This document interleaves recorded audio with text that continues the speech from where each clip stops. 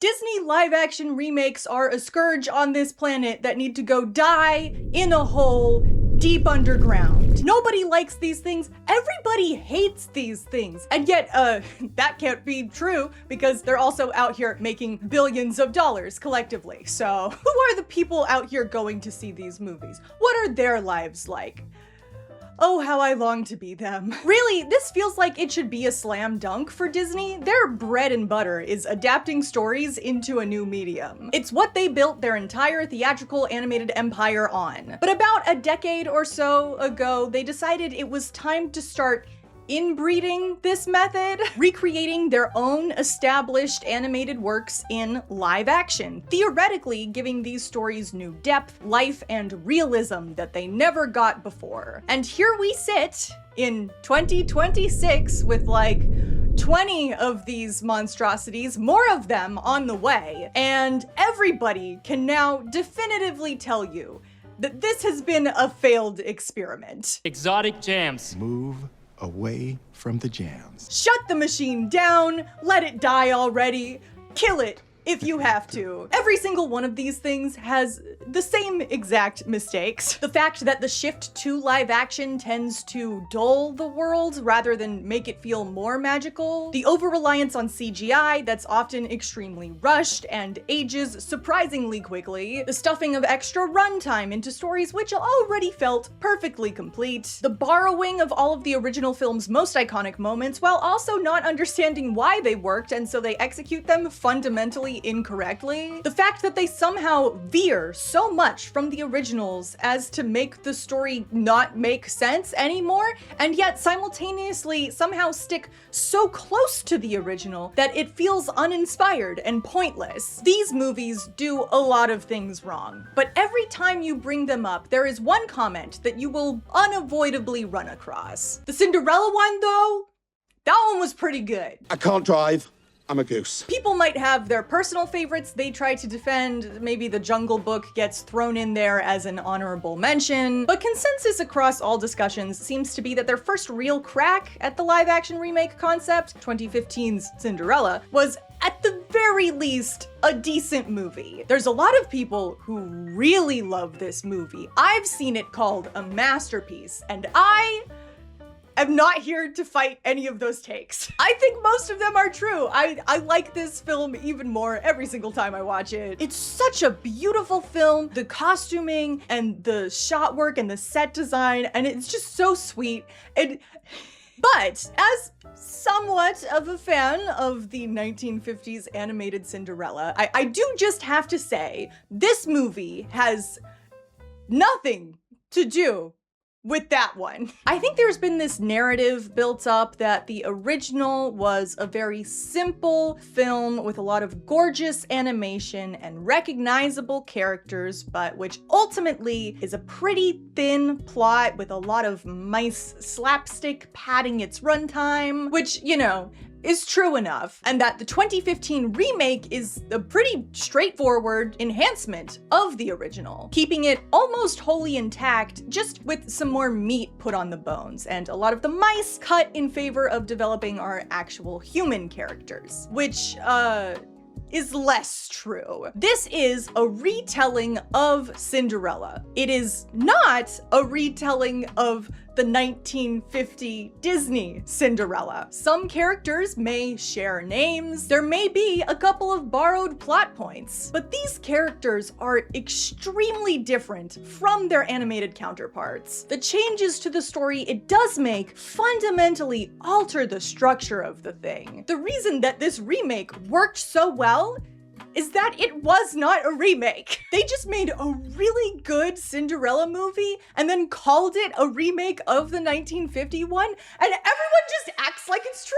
I think this movie is almost undebatably at its worst on the few occasions where it is trying to be a remake. You can see the seeds of all the great pitfalls that its younger siblings will inevitably fall into right here in this film. They don't necessarily affect the movie all that much. They're seeds, not even saplings, seeds under the dirt, not even visible unless you're digging. But I am digging and I see them, and I'm here to share them with you today. Everyone praises this film for doing the remake right, and I'm here to tell you that the only reason it worked so well is that it took every opportunity possible not to be a remake. It's gonna be a very Lego Ninjago movie review kind of video. A lot of, this is really good.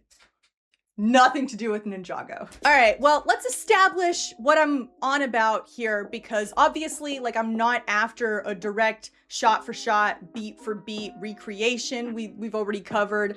That sucks. Long live the king!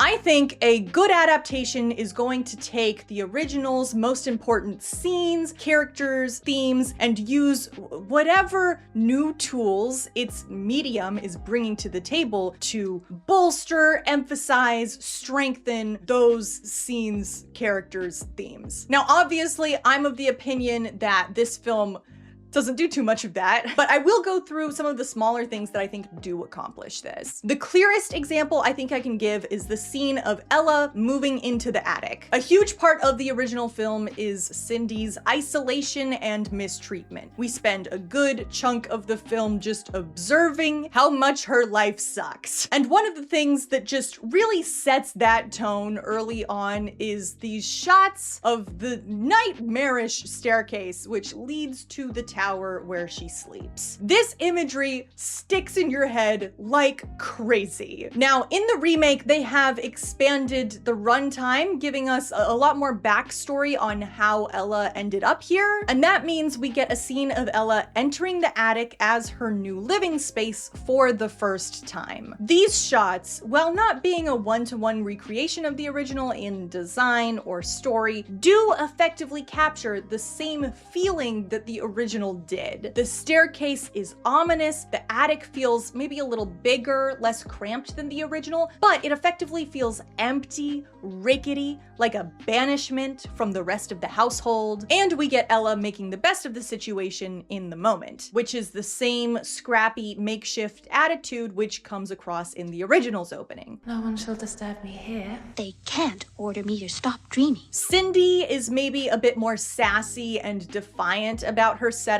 which actually is one of my main gripes with the remake. A lot of times it feels like Ella is pretending to be happy about the situation, repressing her true feelings about it, and we never really get to unpack that properly. I feel like we needed a bit more of an acknowledgement that, like, that's bad. You can still be optimistic and kind while also being honest about your emotions with others and yourself. I'm getting off track.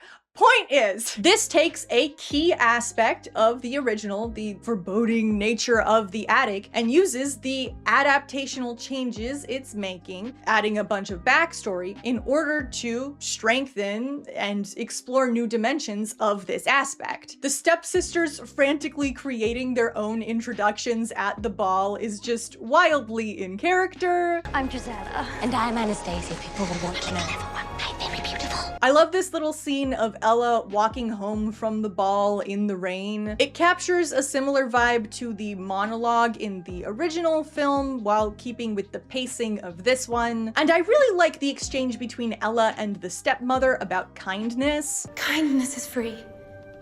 Love is free. Love is not free. While it wouldn't necessarily fit for Cindy and Jermaine to duke out their life philosophies in the original, in this more expanded runtime and realistic context, I think a battle of the words feels like a natural piece to have in your climax. And they all present ideas I think their original characters would stand by, so yeah, good stuff. Important to note, there may be changes which work really well, but which I don't really give the movie good remake credit for because the changes just have nothing to do with the original. The king and the duke are great examples here. The original king and duke were pretty important characters and pretty iconic characters built for these slapstick sequences. The king is borderline insane, but well-meaning, constantly scheming to get his son to fall in love with any woman possible. And the duke is a simpering idiot trying not to get himself beheaded. They are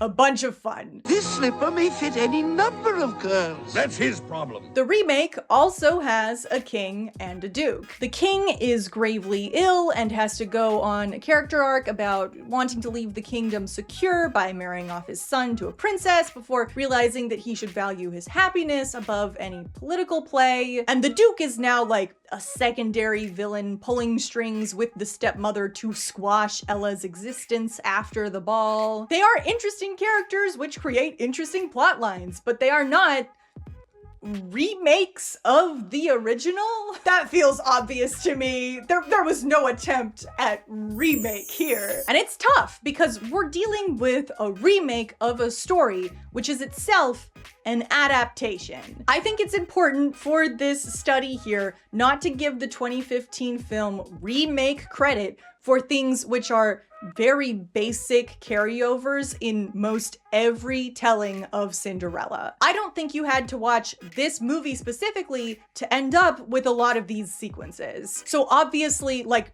just having a king, Cinderella going to the ball in a pumpkin carriage, leaving at midnight, like, you don't get credit for carrying those things over from the 1950 film. That's just Cinderella. But it gets tricky. Where do you draw the line? Like, the dress transformation sequence. One of the most famous pieces of animation in the Disney catalog. Obviously, if you're doing a remake of the 1950 animation, you want to live up to that as best as you can. But also, most Cinderella stories have our heroine magically gifted a dress. You're going to have a big dress scene. Does this dress scene specifically do all that much to embody the specific 1950 version? Or is this just sort of what you do when you make any Cinderella adaptation? What about the fairy godmother? She is similarly kind of scatterbrained like the original, but she's also kind of the enchantress from Beauty and the Beast and much less of a mothering character overall. She's not the forgetful grandma of the original. She's a ditzy blonde girlfriend helping a sister out. You're making me nervous, actually.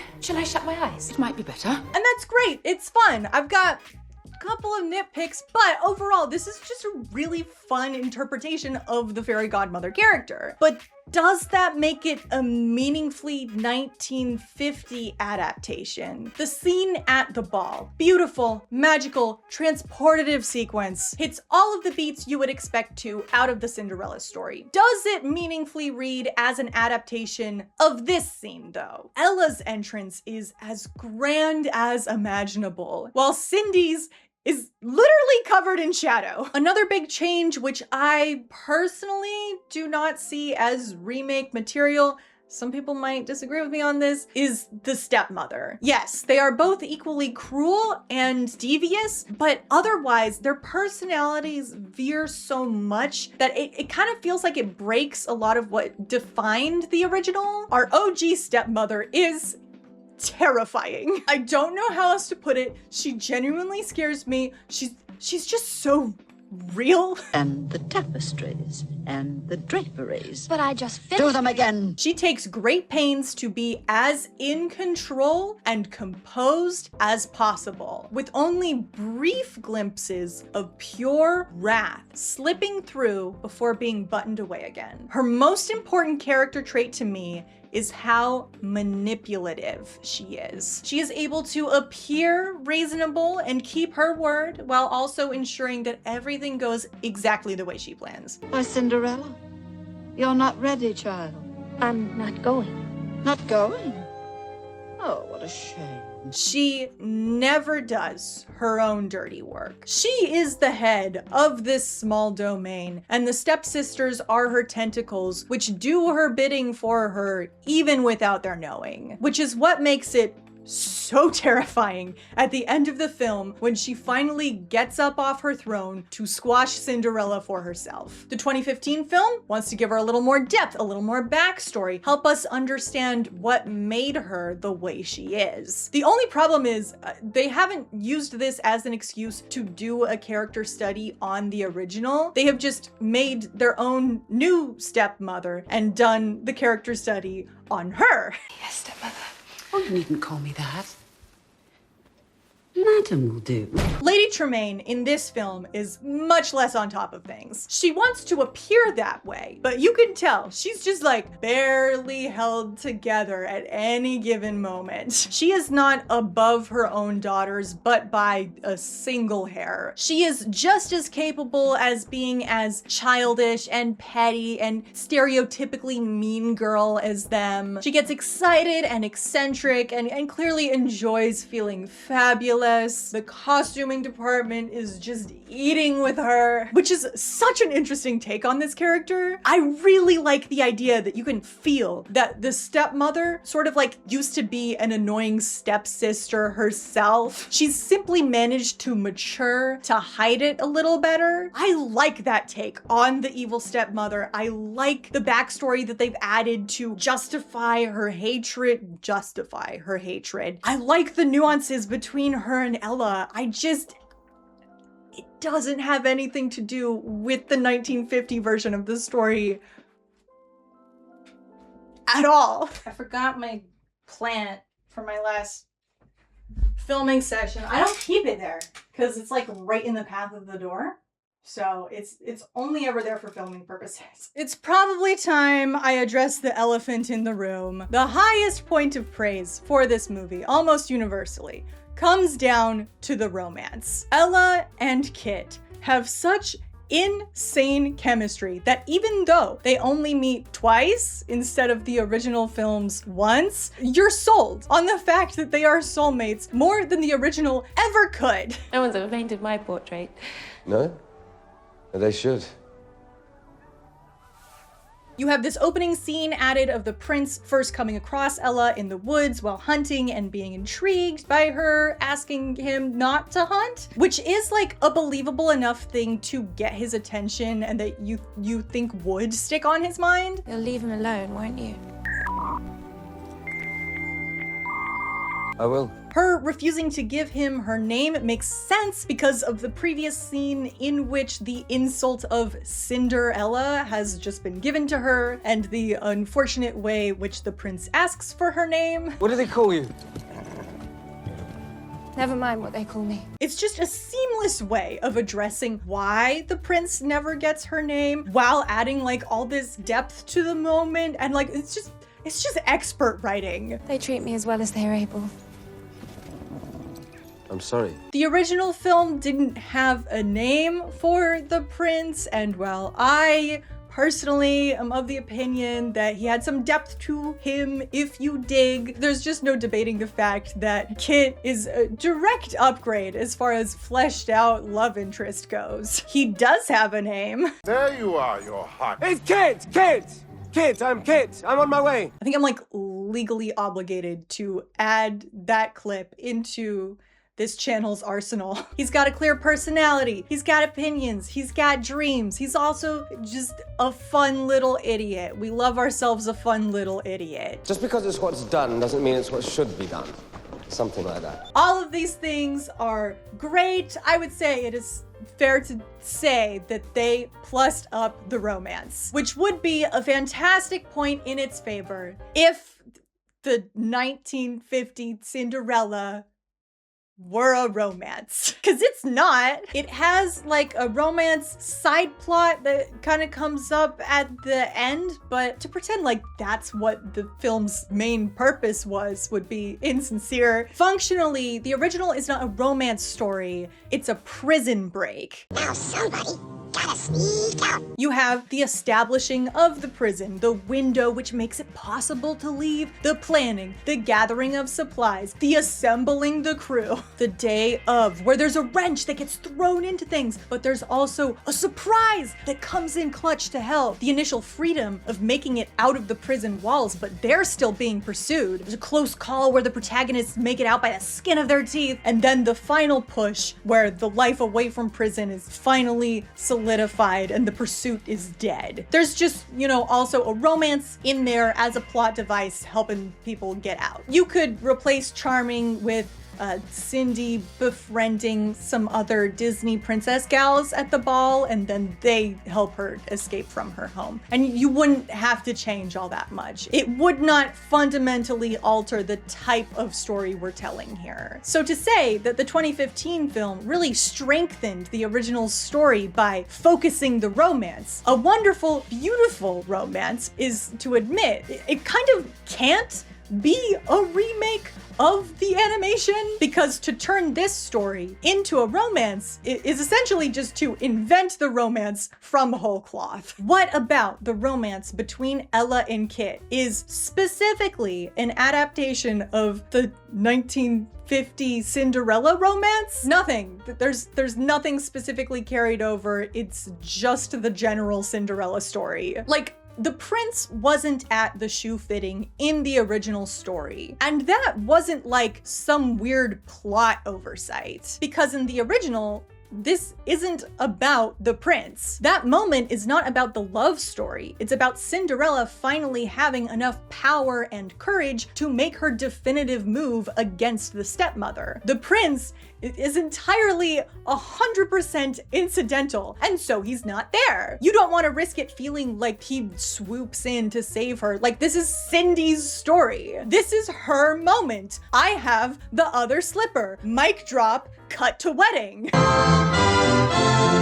In the remake, it wouldn't make any sense if Kit weren't there, because the whole focal point of the movie is the relationship between these two people and how much their love will motivate them to do for one another. You have to have both of your romantic partners present at the romantic climax of your movie.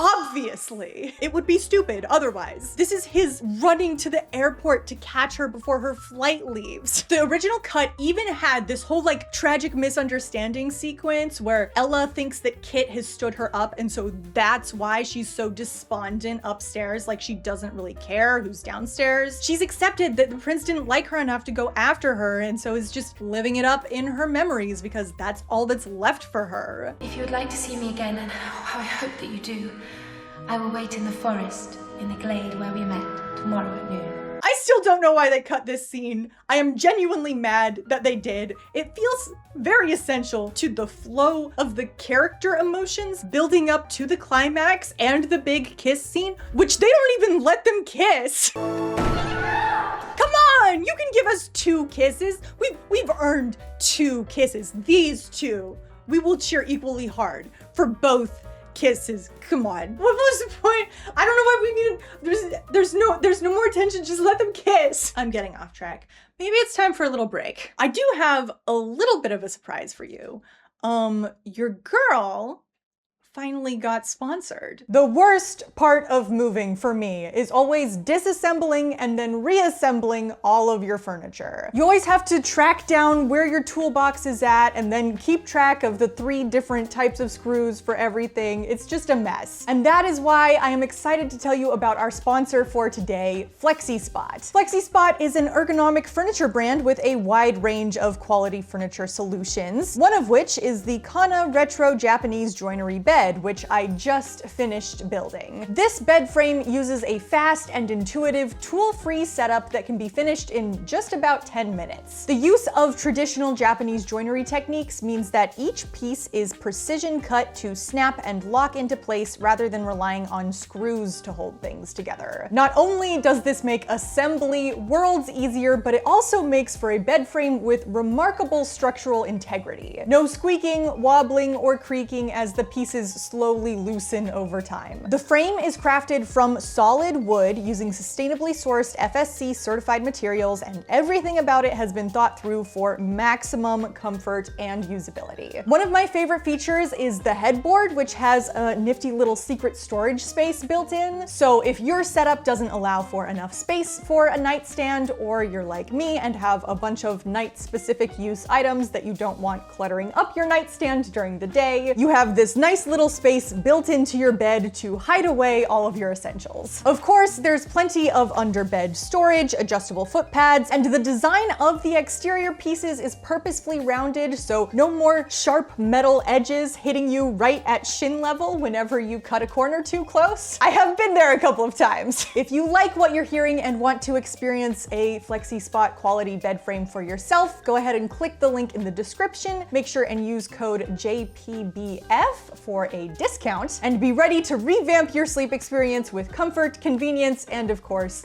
unmatched value. Thank you one last time to FlexiSpot. Now, back to the video. Now, I know what some of you have probably been thinking. Kit, I get it. There is a bunch of good stuff in the film which doesn't happen to have anything to do with the original. But what if that is all just like an extra little bonus on top of the aspects which it does directly adapt? Fair enough point. You know, all of this stuff existing doesn't necessarily mean anything in this argument one way or the other if the remake actually did its job and remade the things that it needed to. So, is there something which is core to the original story, which we can see them attempt to faithfully recreate? On whatever level, whether it was people saying, is Gus Gus in the movie, which they were very keen to know about.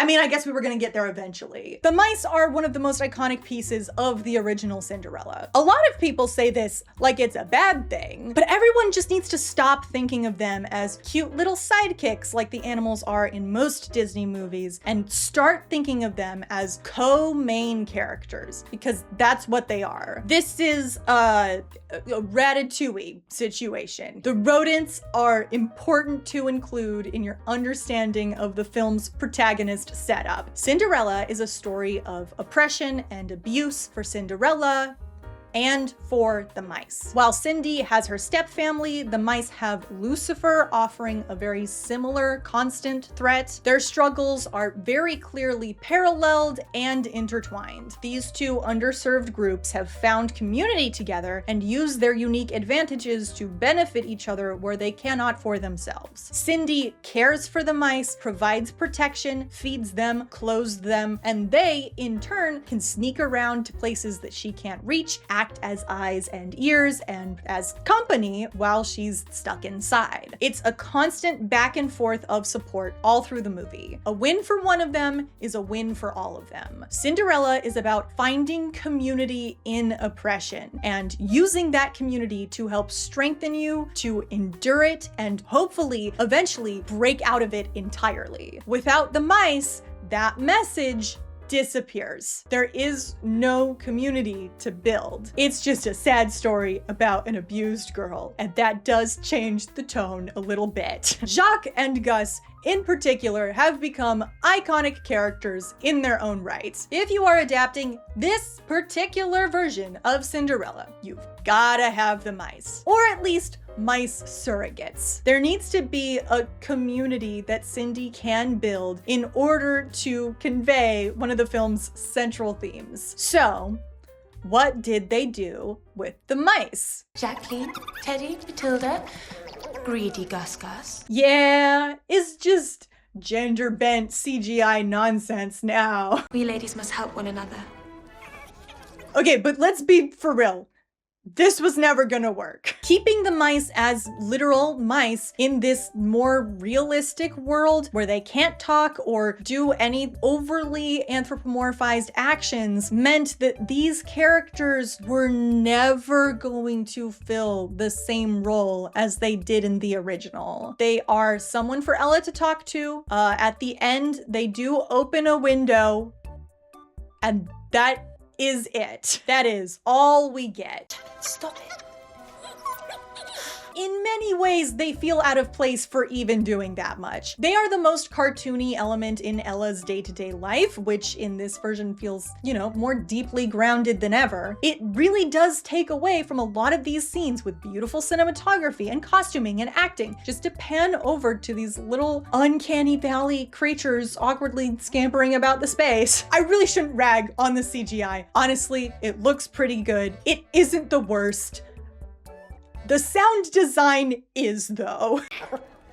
I say that they can't talk, they do talk. It's just super sped up and squeaky, so you can't necessarily understand them all the time, and Ella doesn't really respond like she understands what they're saying, so it's like, I don't know. I'm not sure what it was they were going for here. And honestly, I don't think the production team really knew either what they were going for. And that feels like a little bit of a problem. You can see the struggle in full effect in the one scene where they just really go for it. And they do try and recreate one of the little bit segments from the original. There are a number of these mouse-focused scenes of them Tom and Jerrying around with Lucifer. And while they're not super plot important, they do serve the film's themes and build up tension and investment and, you know, take up quite a bit of the runtime, as was the style in that era. And here, in this live-action 2015 film,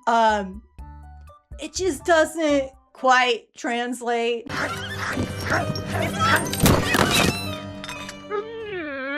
We are not in a cartoon. So maybe stop doing cartoon things, right? You know what? At least they gave us a live action cat. I think if this film had done CGI Lucifer, it would have broken a lot of folks. It's taken this chase and meshed it with the sing lesson bit in the original in order to condense all of the original's humor into this one sequence, which exists in this new context where it holds no purpose anymore.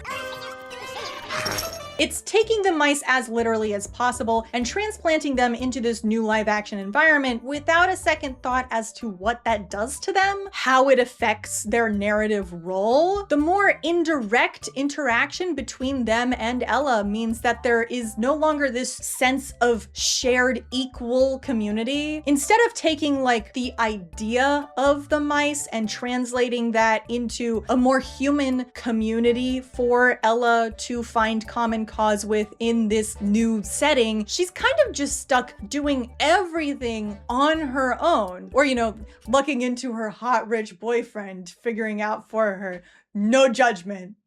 That's awesome. Point Crow is quite literally the hottest, richest, most astonishingly humble guy you've ever had the honor of hearing about. If you were to diminish the role of the mice down even further to just straight realistic depictions of mice, get some actual living, breathing mice for Ella to take care of and just talk out loud to, not only do I think you don't lose anything, but I think the film actually improves.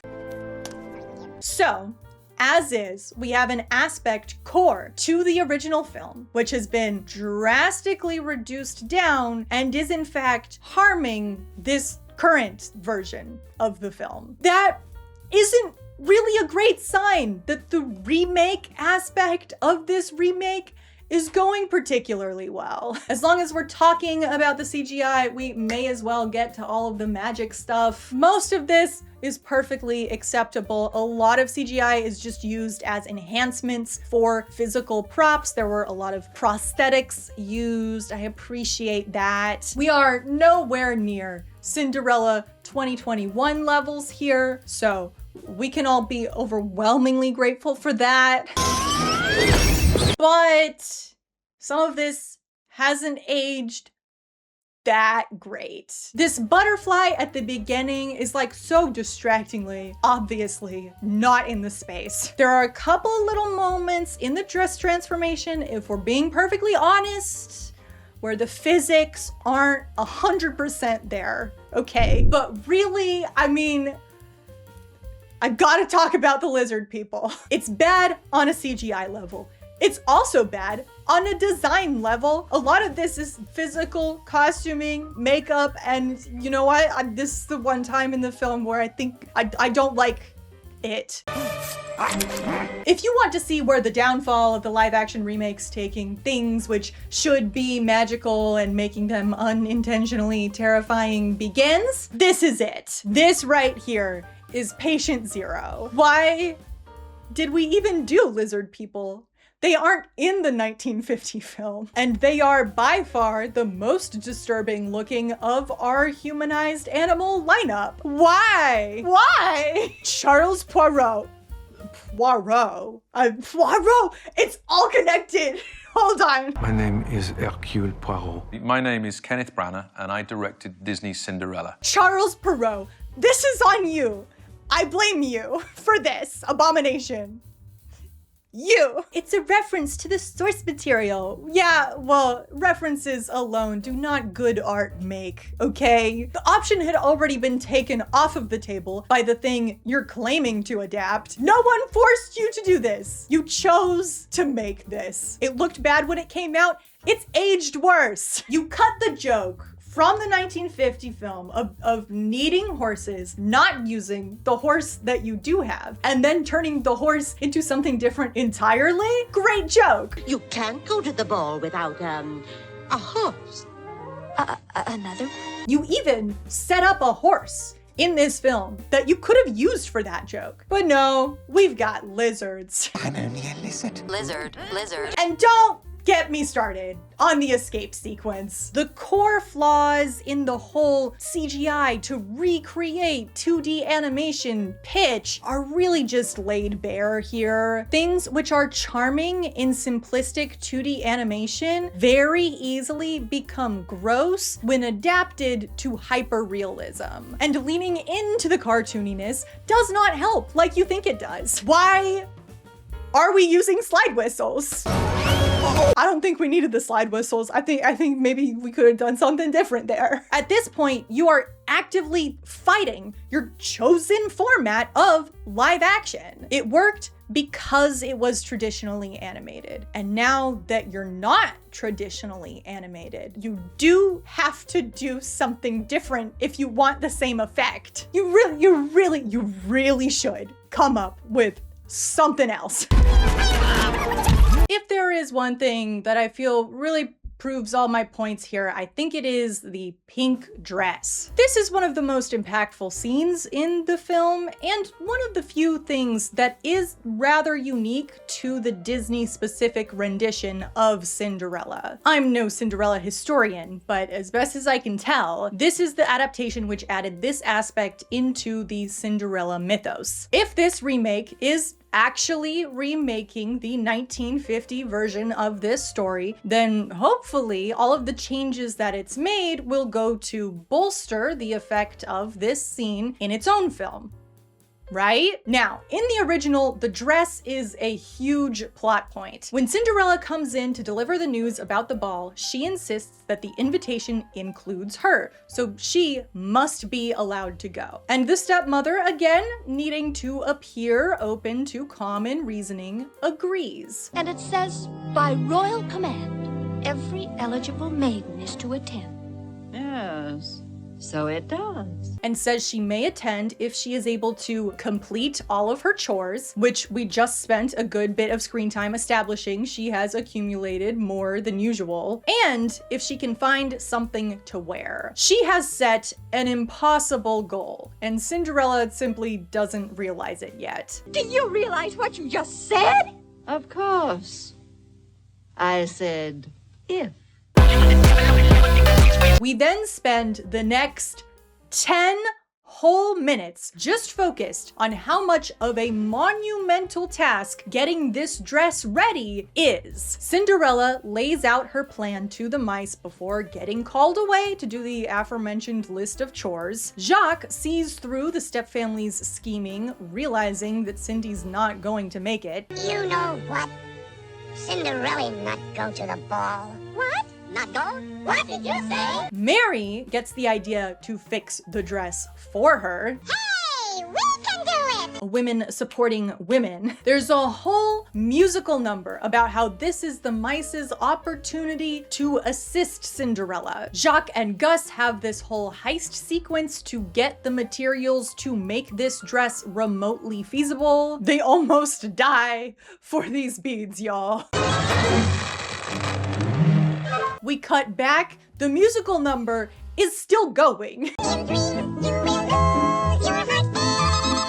The mice have developed an elaborate factory line in order to get this thing done in time. Cindy returns from her work having realized that she's been tricked into accepting a deal she never could have followed through on. The mice surprise her with the dress. We get to see how ecstatic she is about it. It's this real joyful, personal, meaningful exchange of friendship between her and the mice. You really get to feel every single ounce of effort and labor and care and love that went into this single garment. Cindy runs downstairs to catch her second chance, and that's when we get the scene. Lady Tremaine realizes that she has been outplayed. She can't go back on her word. She's far above ruining this for Cinderella herself. After all, we did make a bargain. But she also cannot let her go to the ball. So what does she do? She observes the situation for what it is, the limited tools at her disposal, and makes the most carefully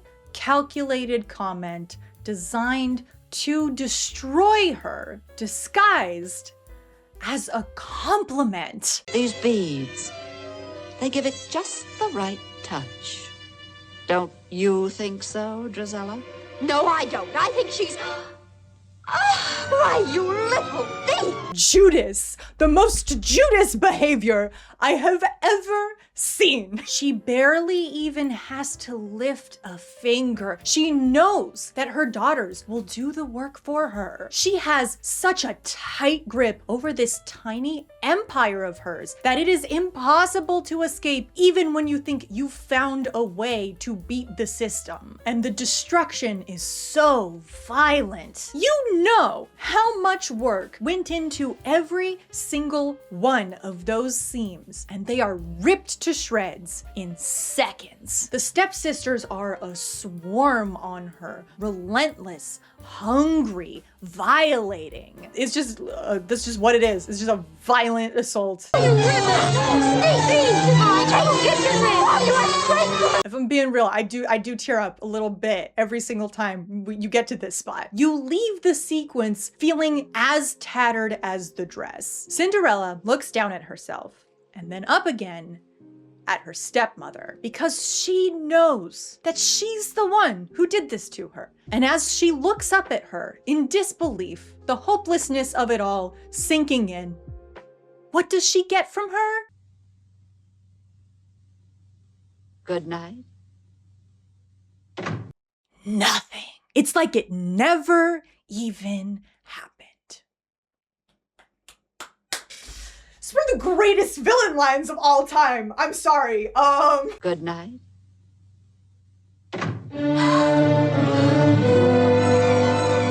Like that's just it embodies everything right there.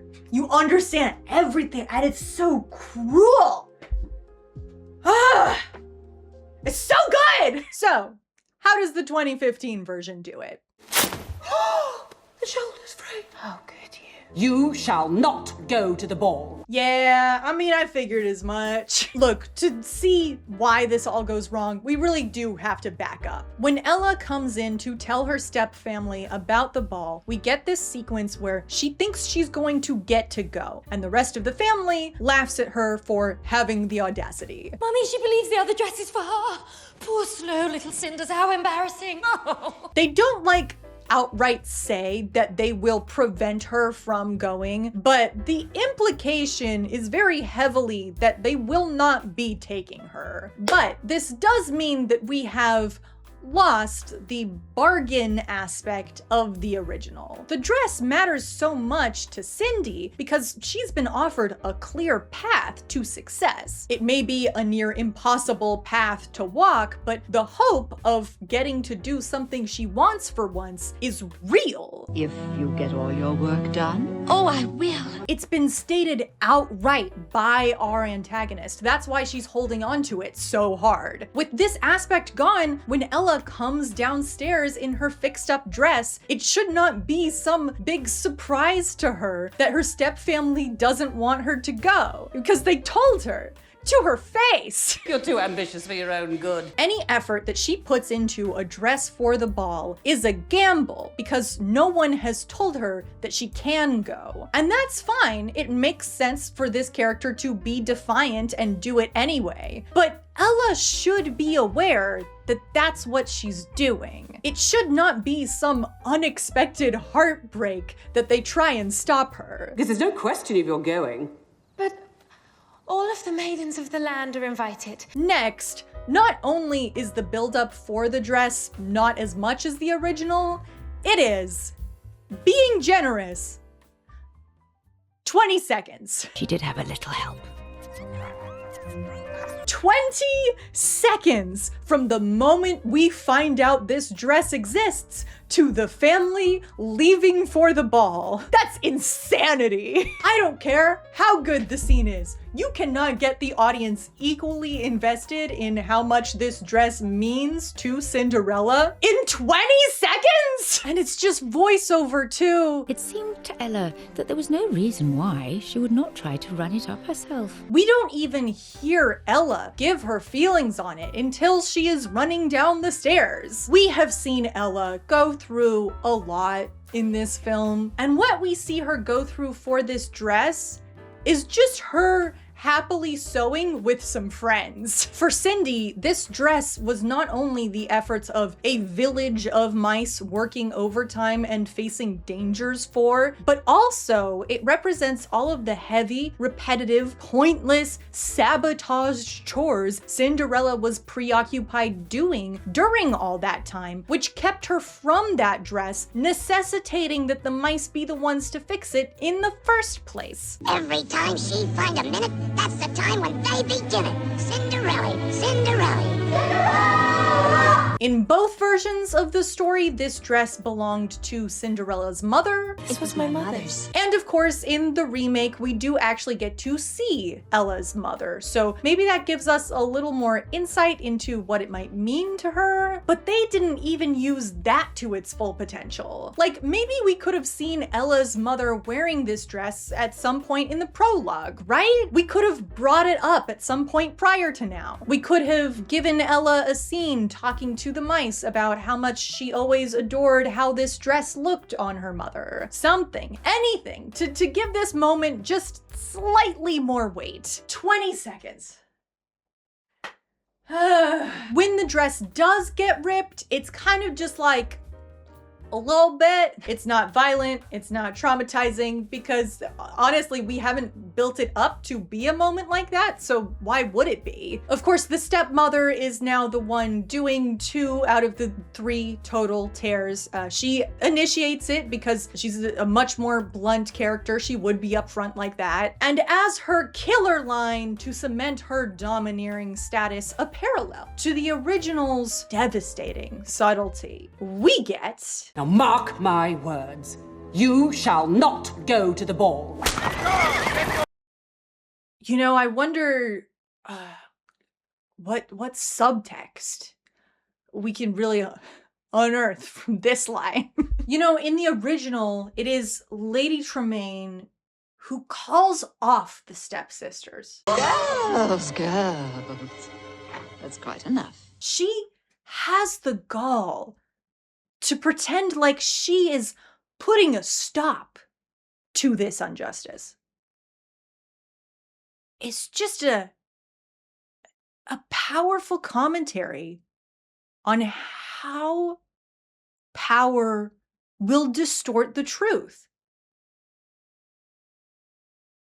And in the remake, you shall not go to the ball. So like, did you put that line in the script purely for the trailer, or like...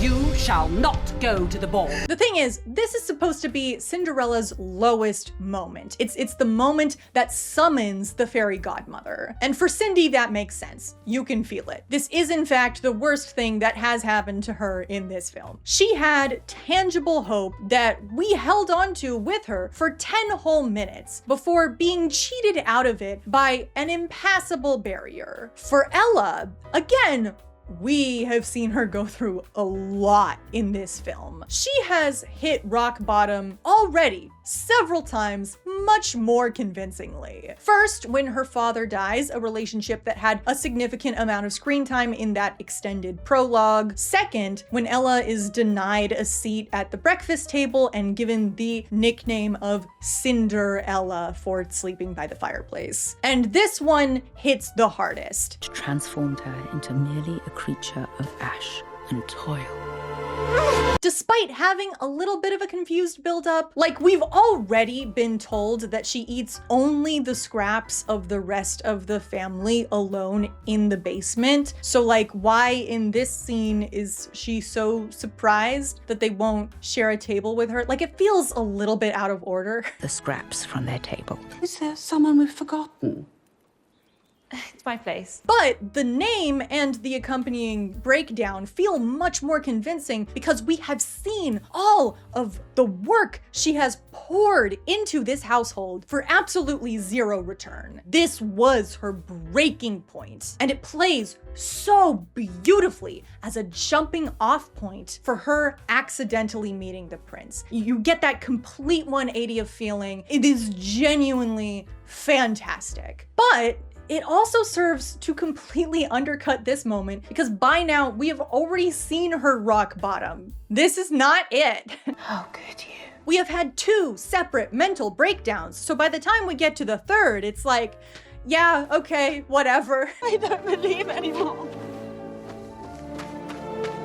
In the original film, Cinderella holds it together until the door closes, at which point she runs away to go and cry on her own. That's real. I feel that. We've all been there. In the remake, it's kind of confusing. It's like this melodramatic moment as she runs after the carriage, watching it go, and then collapses on the fountain. It feels weirdly choreographed. I don't know. And look, none of this makes this a bad scene. It works fine. It fulfills its role. It's not that distracting if you're not thinking about it. But what it does make for is an objectively worse scene than the original. And most of this is a direct result of adaptational changes made to enhance aspects which aren't at all present in the original. It's a sacrifice put in place in service of the new characterization of the stepmother and the prince and the increased backstory and the shift to the focus on romance instead of community. The priority is not in faithfully adapting the 1950 Cinderella, or else everything would have bent around this moment much more than it does. Its priority is telling its own Cinderella story. And you know what?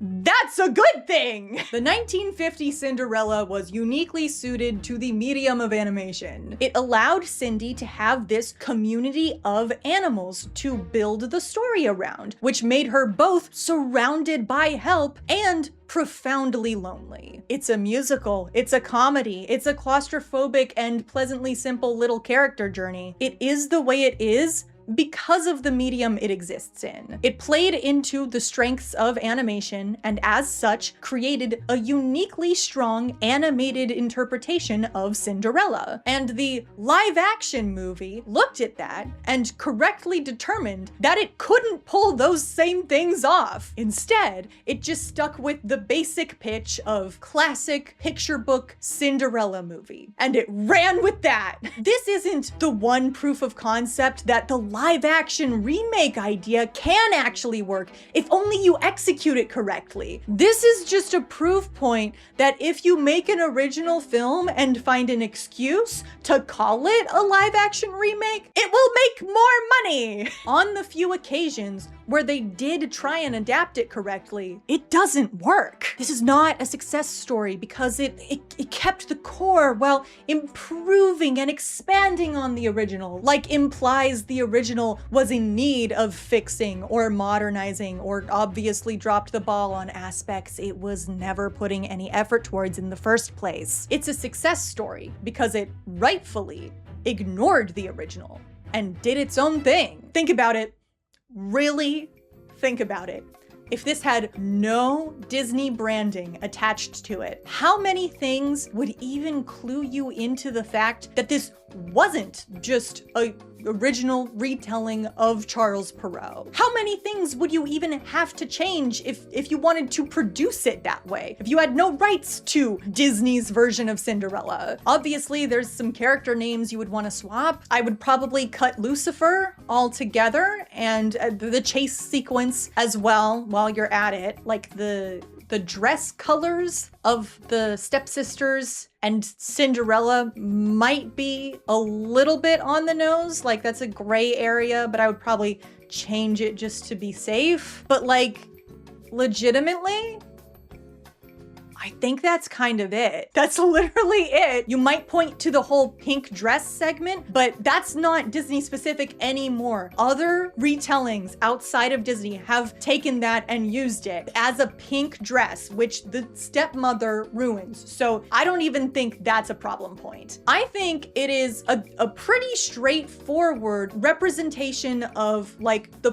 public consciousness understanding of the Cinderella fairy tale at this point in history. That's it. Why is this movie even called Cinderella? It's not the name of our main character now, is it? It was in the original, like Cinderella was just her given name. If it wasn't, this opening line would be such a nasty sneak diss. Cinderella, you're as lovely as your name. Cinderella. But not so in the 2015 film. If you put that there, it doesn't make sense. This here is Ella. Only people that hate Ella call her Cinderella. Cinderella. It seems a little cruel to name the movie that way, given the context. There is a scene at the end where she's like, I am Cinderella. Who are you? I am Cinderella. And like, maybe the concept was that that was supposed to be symbolic. She's accepting her life up until that point and presenting herself as purposefully modest before the prince. But like, first off, Kit at this point just straight up does not know her name. He is entirely unfamiliar with the term Cinderella, either as like an insult or as a name for the mystery princess at the ball. Like he has no context. This poor idiot, he probably thinks we're running on 1950 rules here. Actually, it's Cinderella. Now is not the time to be being poetic. Ella, please just give the poor man your name. He's been asking you like every time he runs into you and every time he gets this like obfuscated answer, he's like, I think everything might be different. I don't understand. Can you at least tell me your name? Like, I know I've pulled out the Pixane comparisons in the past, but like, come on. I stand for peace, freedom, and courage in the face of all who threaten She and means your jargon. name, Tinhead. Secondly, this comes immediately after like the hardest line in the whole film where Ella cuts ties with her stepfamily like for good. You have never been, and you never will be my mother.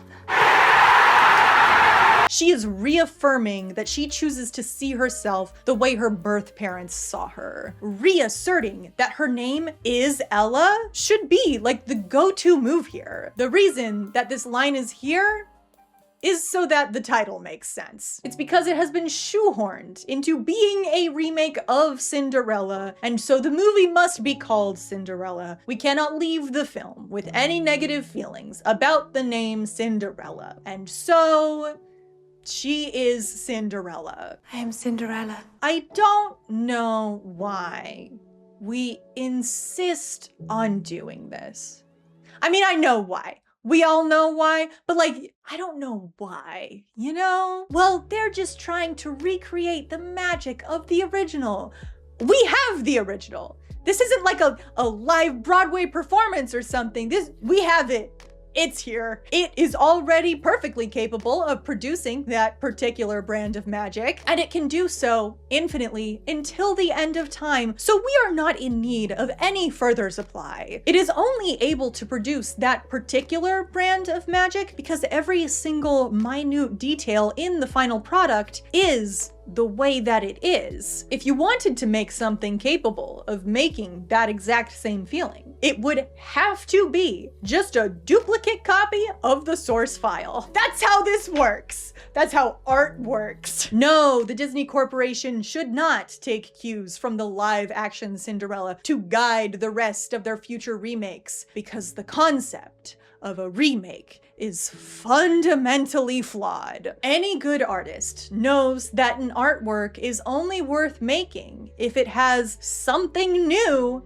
to offer the world. You don't want to remake art, you want to make new art informed by the rich history of art which precedes it, but which also contributes to its legacy. Remaking art is a pointless exercise which provides no real value outside of maybe like practicing your craft for a newcomer. And you'll notice the value there isn't actually in the end product, it's in the making of the product. The end product is inherently valueless because there is no way to make the original better than the original. Every single one of them, if they are doing what they purport to do, were doomed to failure from the word go. Cinderella was just the only film smart enough to do some false advertising. Do shut up. So like, I understand that they wanted to make the mice a little family in this version, and I think that's cute, that's fine. But if you're gonna do that, like, the obvious move in my mind is to take our established couple of Jacques and Mary and then just make Gus their child, their kid, right? So that they're a little happy family. You gotta rework some stuff. But like this just kind of feels like you didn't have any faith in the marketability of our established female character, and so just sort of lazily swapped her out for the name recognition of her love interest. But, you know,